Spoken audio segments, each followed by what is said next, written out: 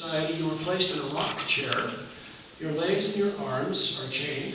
Your neck is chained in such a way that you can't look at your neighbor. In front of you, there is a large rock wall.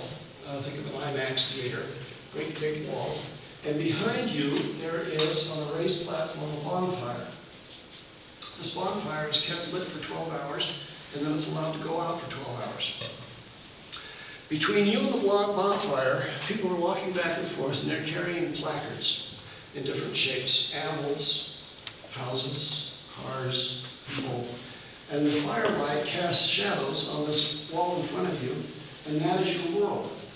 That's what you grow up believing is the real thing. And you get very good at deciphering the very small differences between these shadows and these shapes that you see on the wall.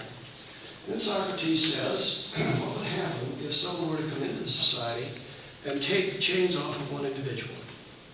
Okay?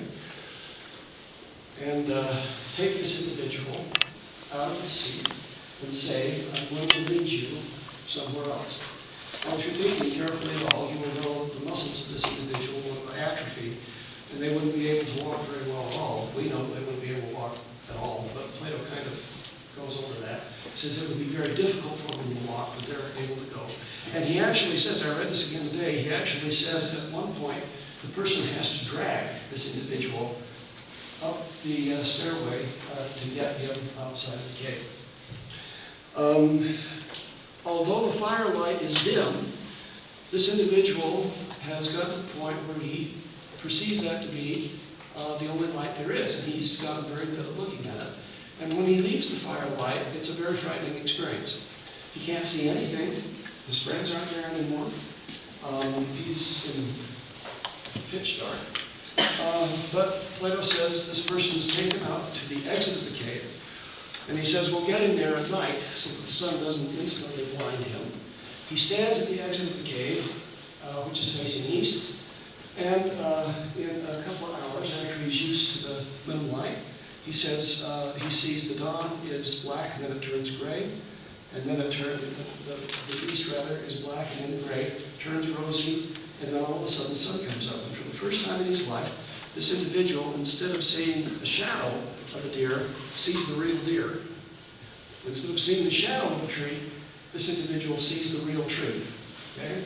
When he gets tired of looking at that, he can see things, reflections in the water, which he's never been able to do before. And this person is absolutely euphoric to find out what reality is all about. Then Plato says to the people who are listening to him, they say, what shall we do with this person who has struggled to get outside the cave?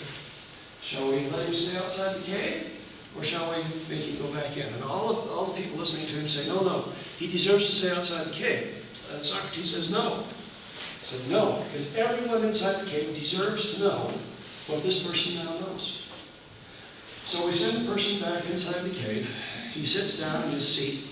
His eyes are having a difficult time adjusting to this very faint light after he's been in the sunlight. And he talks to his neighbors, very excited about this experience. And he says, guess where I've been? These neighbors say, where? He says, I've been outside the cave. You know what the neighbors say? What's a cave?